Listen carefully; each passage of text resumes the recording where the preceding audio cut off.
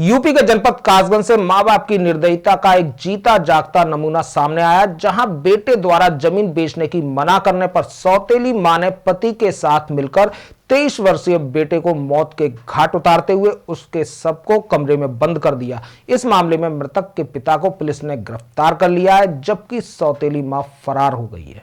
कासगंज जनपद में पति पत्नी और बेटे का एक पवित्र रिश्ता को शर्मसार करने का बड़ा मामला सामने आया है, जहां जमीन बेचने की बेटे द्वारा मना करने पर सौतेली मां ने पति के साथ मिलकर 23 वर्षीय बेटे को मौत के घाट उतार दिया और शव को कमरे में बंद कर दिया।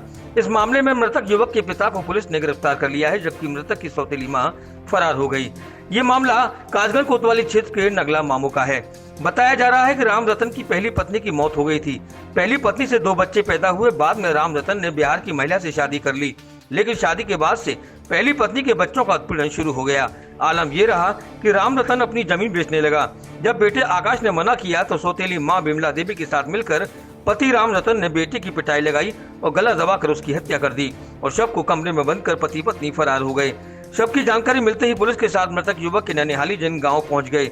मृतक के नाना अमर सिंह ने बताया कि उसका पिता 16 लाख की जमीन बेच रहा था, जबकि आकाश ने अपने हिस्से की जमीन बेचने से मना कर दिया।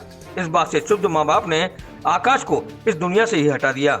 उनके माँ बाप ने दोनों ने हत्या की और उन्होंने मृत अवस्था में उसे ढककर के उसमें रख दिया और हम लोग को पुलिस ने सूचना दी, तब पहुँचे। वहाँ पहुँचने पर वहाँ देखा तो मृत अवस्था में वो घर में बंद ताला लगा दिया उन्होंने।